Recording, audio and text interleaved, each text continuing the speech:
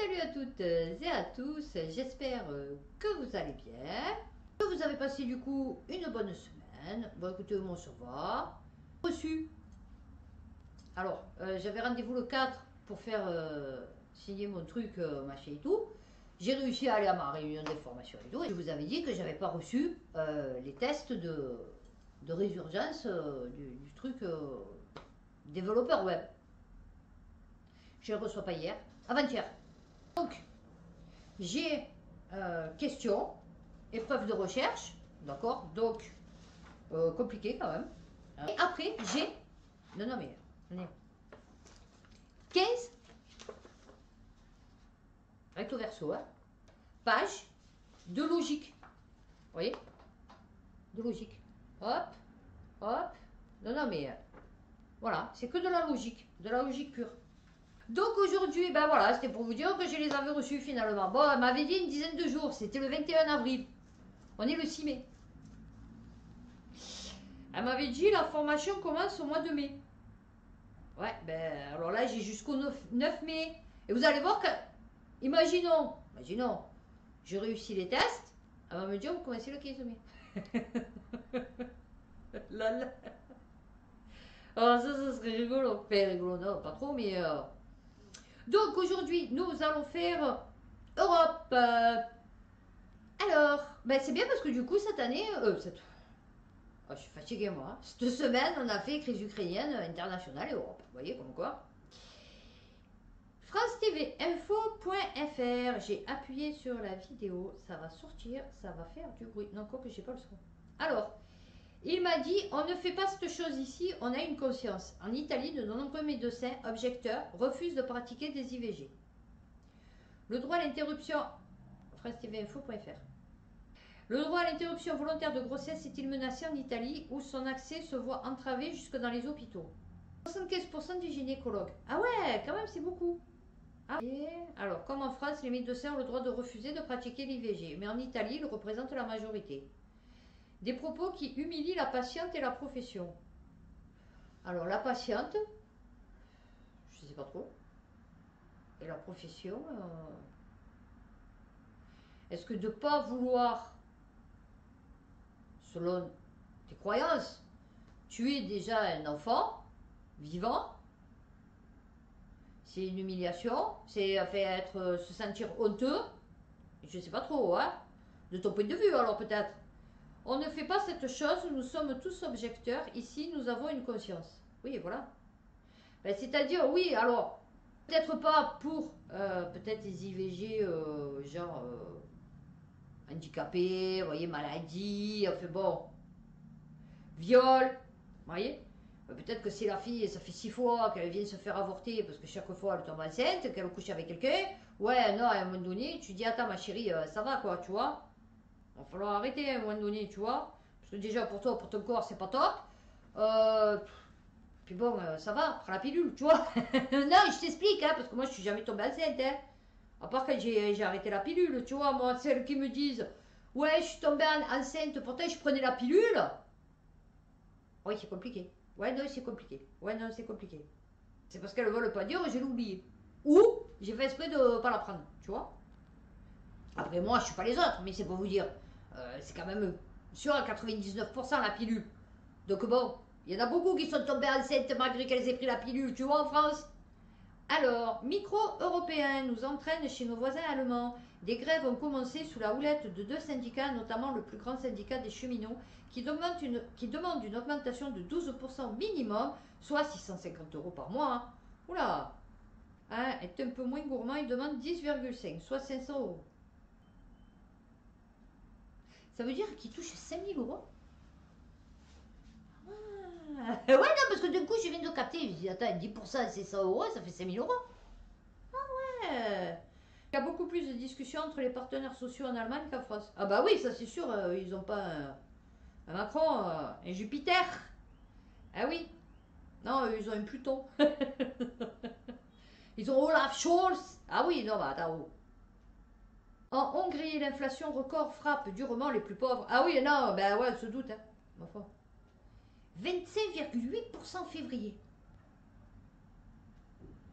Et ouais, eux, ils pouvaient pas, eux, ils avaient rien. Nous, on a des trucs à vendre, tu vois, en France, pour pouvoir avoir des pépettes. Mais eux, ils ont rien à mettre en hypothèque. Donc, du coup, bon, ben, ils se tapent l'inflation, tu vois. Nous, on a mis tout en hypothèque. Nous, on a tout en caution, tu vois, nos centrales, tout. Donc, du coup, si on peut pas rembourser, comme on remboursera pas, il y a tout qui va être vendu, tu vois. Le Figaro.fr, économie, réforme des retraites. Ce n'est pas l'Europe qui demande, insiste Thierry Breton. Oh, il a la tête qu'il a, lui. Non, non, mais la tête qui... On dirait Pierre Perret. Ah, on dirait pas Pierre Perret, mais avec les cheveux raides. Bon, n'empêche, il a de méchants cheveux. Hein. Ah ouais. Pour le commissaire européen au marché intérieur, la décision est prise par les États membres, mais l'endettement français la rend quasi obligatoire. Les Bretons est catégorique. L'Europe ne demande absolument pas à la France de faire la réforme des retraites. Non, ils avaient le choix. QCM. Bon, alors, tu as eu des pépettes. Est-ce que tu préfères, pour rembourser, défausser les retraites, défausser les porte-monnaies des Français en faisant des impôts, ou je sais plus ce que c'était, ou c'est un autre truc. Enfin bon, et donc du coup il a dit, bon attendez, je vais appeler un ami. Il a appelé Bruno Le Maire, et Bruno Le Maire il a dit non, les retraites. Ah ouais, non, les retraites, parce que comme du coup on a réussi à mettre l'économie russe à genoux, donc je pense que les retraites vont nous permettre de mettre l'économie française à genoux aussi. Alors, d'Europe qui a le plus importante dette en valeur absolue. Ah oui, ça c'est clair. Eh oui. Donc oui, effectivement, tu ne demandes pas, mais tu insistes fortement. Non, tu nous donnes plusieurs choix. Voilà. Tu nous dis. Voilà, ou c'est ça, ou c'est ça, ou c'est ça. Vous faites comme vous voulez. Mais, va falloir choisir. Tu vois? Alors, jeuxvideo.com, l'étudiant de 19 ans qui a hacké 90% de son pays a été arrêté, mais la menace persiste. Le dernier coup de filet de la police espagnole a permis d'attraper un gros poisson. Alcazec, un étudiant de 19 ans, était considéré comme une véritable légende du piratage informatique. Oui, ça c'est des gens, ouais, ça me fait délirer. Mais vous savez, c'est un peu comme je regarde Top Chef et tout, et je me dis, franchement, pour devenir chef de cuisine, tu vois, faire dans la cuisine, les goûts, les saveurs, les machins et tout, tu vois, vraiment devenir pro de la cuisine, tu vois, pas le cuisinier du quartier, quoi, tu vois, du bar du quartier, tu vois.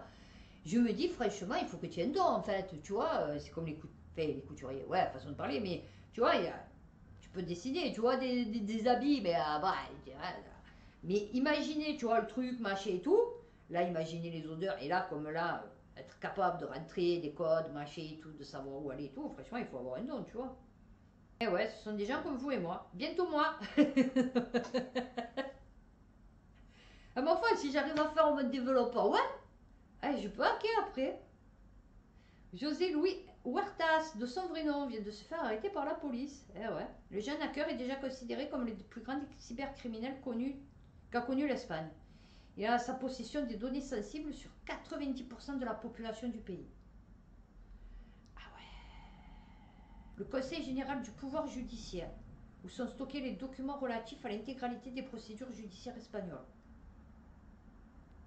La DGT, Dirección, je fais pas d'espagnol, Général des Traficos. C'est un organisme autonome dépendant du ministère de l'Intérieur, responsable de l'exécution de la politique routière. L'agence fiscale espagnole, le site de Telecinco, est une chaîne privée bien connue. Plusieurs mairies. Putain, vous vous rendez compte en vérité. En vérité, s'ils veulent, mais je sais pas pourquoi ils veulent pas. Non, mais c'est vrai, à un moment donné, tu dis, mais pourquoi? Alors, ils font des petits trucs, vous voyez, mais vous dites, pourquoi ils mettent pas à genoux carrément un pan entier, tu vois, du monde, genre, par exemple, tout ce qui est militaire, tu vois, ils pourraient hacker tous les trucs, cryptage militaire et tout, il n'y a plus personne qui peut se servir de... Et ils le font pas, vous voyez, moi, c'est toujours des trucs, ça, je me suis dit, pourquoi tu fais pas le truc en grand? Pourquoi tu te lances pas dans le projet, tu vois? De tout nous péter, comme ça, on repart tout. De beaux pieds. Ouais, on va dire de beaux pieds. Un coup de tonnerre en Allemagne, les commandes industrielles chutent de plus de 10% en mars. Les commandes passées à l'industrie allemande piliers de l'économie nationale ont dégringolé de 10%, de 10,7% au mois de mars. Les commandes passées à l'industrie allemande ont rechuté, ah oui d'accord, lourdement en mars sur un mois de 10,7%, nourrissant les craintes de récession. Non, tu crois? 12,2% sur les pièces détachées. C'est la fin des haricots et des petits pois et des pois chiches. On fait tout le potager, eh ouais. Lepetitjournal.com, le coup de colère des retraités français résidant en Italie face à la double imposition. Eh ben voilà, c'est tout. Eh ouais, parce que c'est le petit journal. Des retraités français résidant en Italie, victimes depuis de nombreux mois de redressements fiscaux par le fisc italien. On crée... Eh oui, parce que mon frère, il m'avait dit, je vais partir sûrement en Italie parce que ils ont des lois pour les retraités français, qu'on appelle ça, sommier quoi.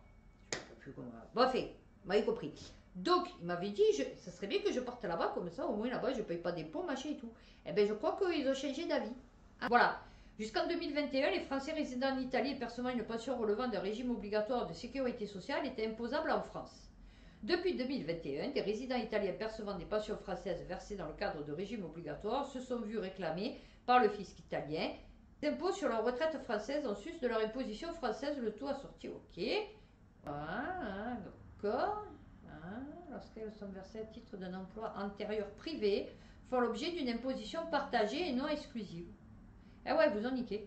Eh ouais, ma foi, il fallait lire un emploi antérieur privé. Eh oui, font l'objet d'une imposition partagée et non exclusive. C'est que pour les fonctionnaires.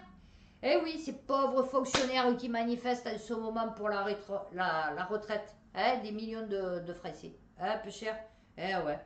Ils se sacrifient à manifester pour nous. Ah oui. C'est bien. Eh oui, voilà, il fallait... Vous savez, c'est comme les contrats d'assurance. Il y a toujours un petit astérix, tu vois. Planète 360. Désormais, les États membres doivent payer 10 € chacun pour les doses annulées, c'est-à-dire les vaccins qui n'ont pas été livrés et non injectés. Au total, 70 millions de vaccins supplémentaires doivent être achetés à Pfizer. Non, c'est bien. Ah ben, au moins, lui, il n'a pas fait de perte, tu vois, sur investissement. Ah ouais. Non, c'est clair. Eh oui. Lui, au moins, c'était plié déjà d'entrée, tu vois. Tu les vends pas, eh ben, chaque fois que tu vas m'annuler, parce que j'ai entendu dire que ça lui revenait à 80 centimes. Tu te demandes ce qu'il y a dedans. Alors d'accord, il en a fait 10 milliards. Mais bon. Et donc, voilà. Donc, il les vend 20 €. Bon, ok, 20. Et en plus, si donc du coup tu dis non mais attends là on m'a annulé la commande de 10 millions parce que du coup il n'y a plus personne qui veut devenir Made in France, Made in UE, donc du coup ben, ça sera 10 € fois 10 millions. Eh oui, voilà, eh oui. Monde.fr, en Allemagne, le projet d'implantation d'une usine de batterie Northvolt sur la sellette, les subventions américaines au projet industriel décarboné rendent moins compétitifs les investissements en Europe. Eh ouais, vous en niquez aussi. Oui. Eh oui. Dans la Banque centrale européenne, il faut de nouveau augmenter les taux d'intérêt. Oh bon, putain, on va pas s'en sortir alors. Le Monde.fr. L'économiste en chef de la BCE. Oula. Oui, non, alors, le oula, c'était l'économiste en chef de la BCE. Et oula, c'est sa tête. Oui, non, ouais, non, je suis très physique. Ouais, non, je sais, ouais. C'est con, mais c'est comme ça. Il est tout rouge. On dirait Boris Johnson. Vous voyez la couleur prédominante. C'est-à-dire rose-rouge. Vous voyez. La même couleur de cheveux. Sauf que lui, là, il en a plus. Vous voyez, voilà. Mais sinon, c'est absolument... Et avec des petites lunettes. Non, c'est absolument pareil. Ouais. C'est bizarre, hein. Bon, ben voilà. Lui, comme il a un chef, il a dit il faut augmenter. Bon, nous, ça va nous tuer, mais bon, c'est pas grave. Oui, non, ils s'en foutent. Ben encore, du coup, Pierre Perret. Puis je suis en train de le couper en deux, Pierre Perret. Ouais. Le commissaire européen au marché intérieur annonce dimanche sur France Info que l'Union européenne va mener des audits à blanc des plateformes. Ah, oui. Ouais, c'est vraiment en blanc. Tu sais, c'est comme quand tu dis je tire à blanc. Ben voilà, c'est pareil. C'est des à blanc, tu vois. C'est-à-dire, ils disent qu'ils vont le faire, mais ils vont rien faire. Et même s'ils le font, de toute façon, ça mènera à rien. Donc, on sera protégé du harcèlement en ligne, des fake news, on sera protégé de beaucoup de choses. Ah oui, non, on l'a vu. Ben déjà, nous, tu devais nous protéger de la guerre, tu devais nous protéger de la maladie et de la pauvreté. On n'y est pas. Ah ouais, non, je t'explique, on n'y est pas. Eh ouais, non, non, pas du tout.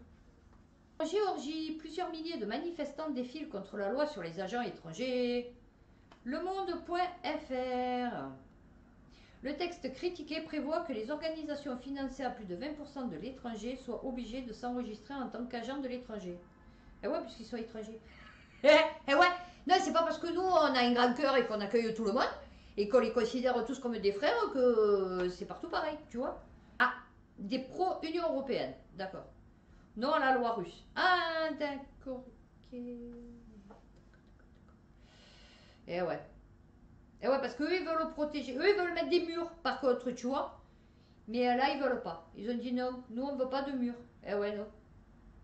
Alors, les 27 veulent en finir avec le clientélisme du Parlement européen. Ah oui, non, c'est sûr. Comme l'IGPN, quand elle enquête sur la police, quoi, tu vois, c'est pareil.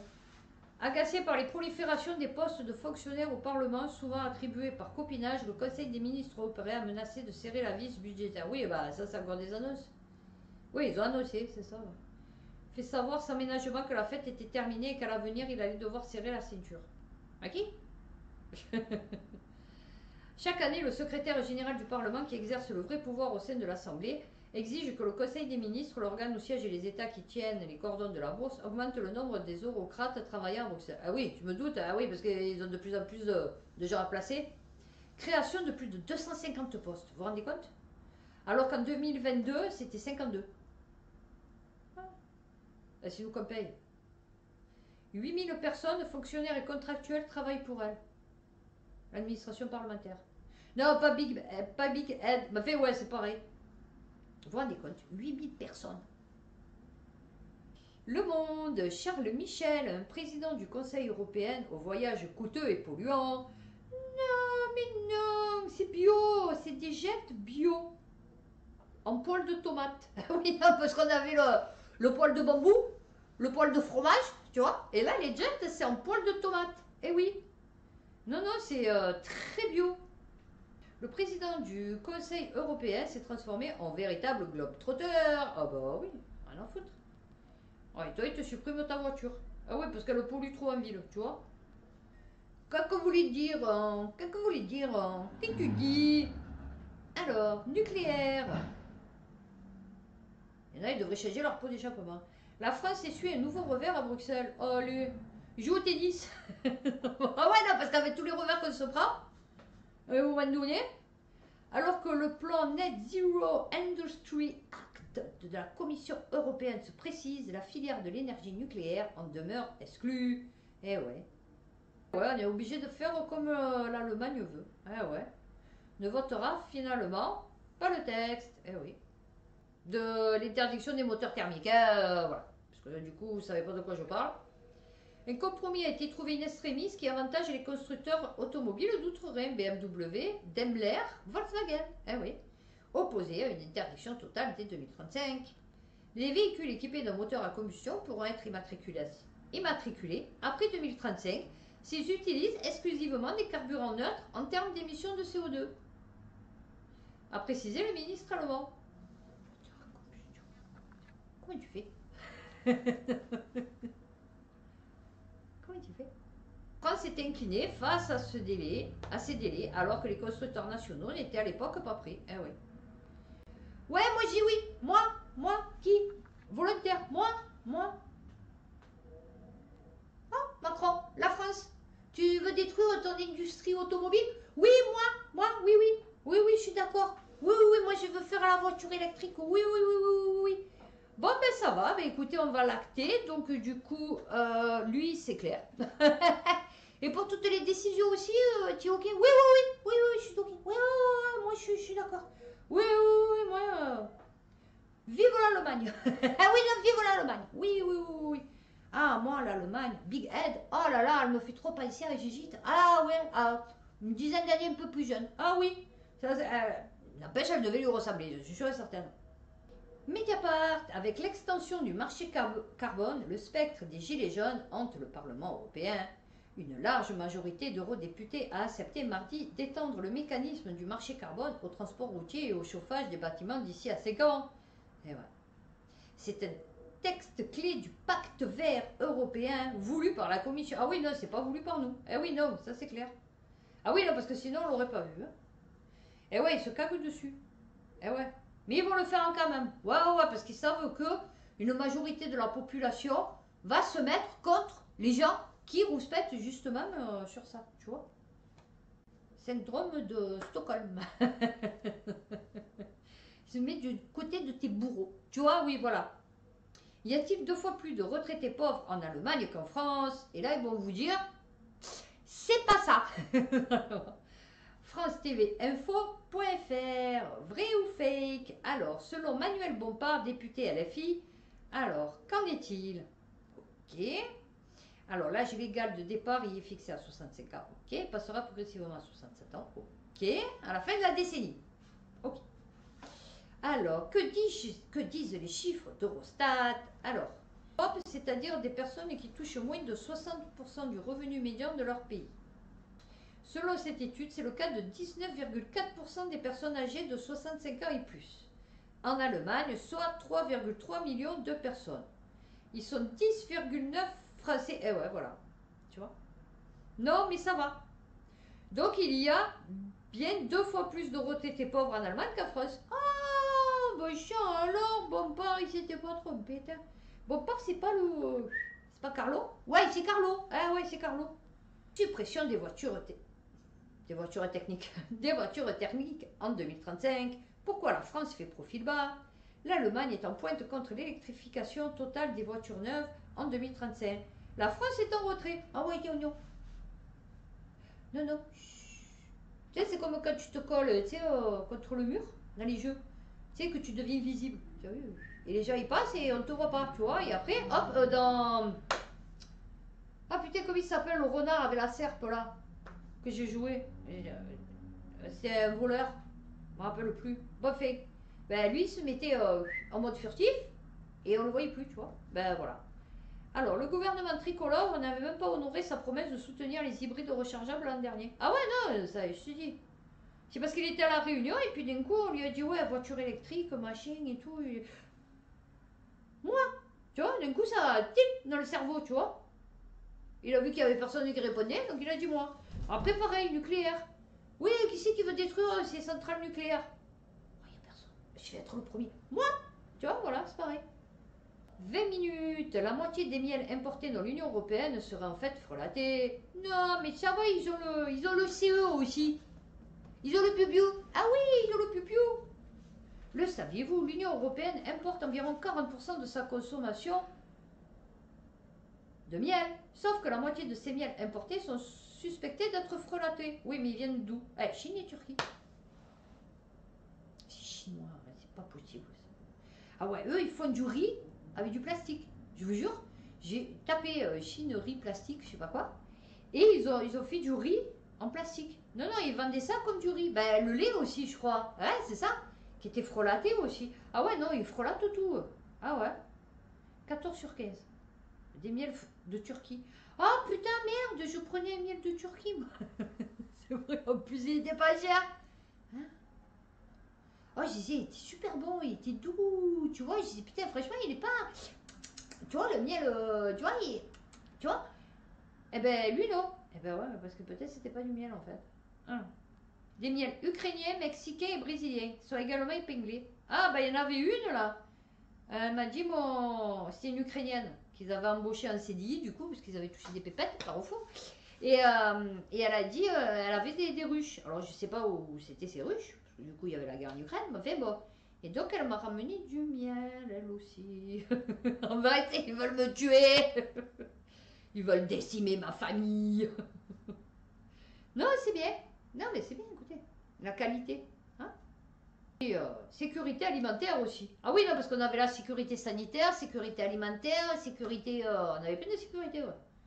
Allemagne, on est des gagnants et des perdants de l'électrification du parc automobile, assure le fondateur d'un cabinet d'études. Oula.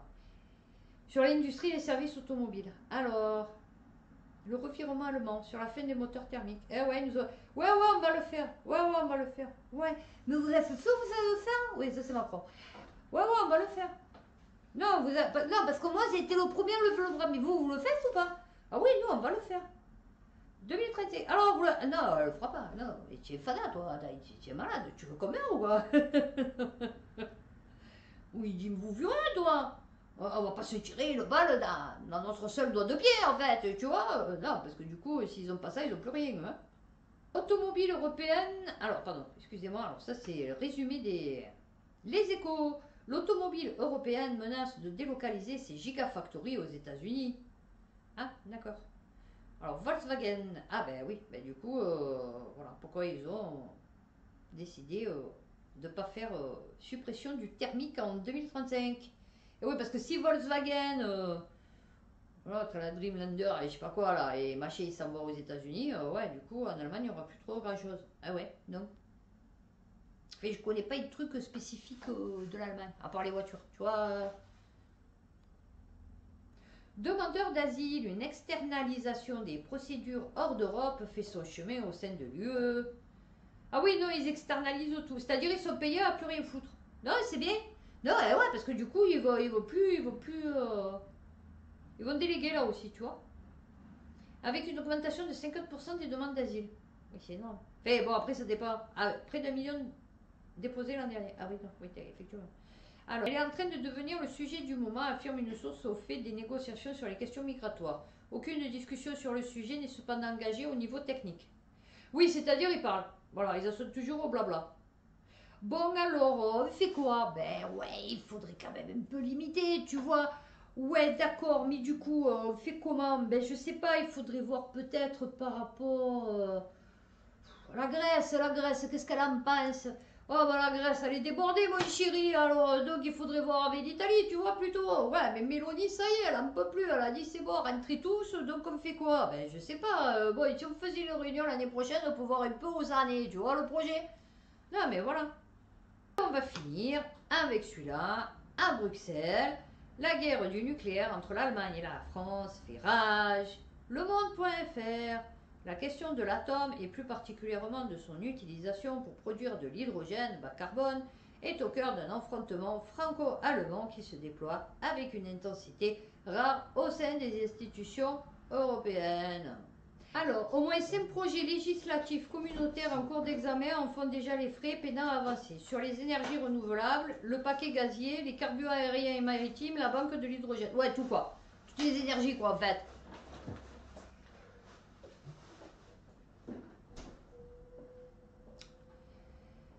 Et la France et l'Allemagne fourbissent les armes sur les deux autres textes stratégiques que la Commission européenne doit bientôt présenter. Le premier porte sur la réforme du marché de l'électricité européen, le second sur la manière de développer dans l'Union européenne une industrie verte compétitive. Ah, on va être verte. Mais juste, on va la peindre en vert, tu as vu?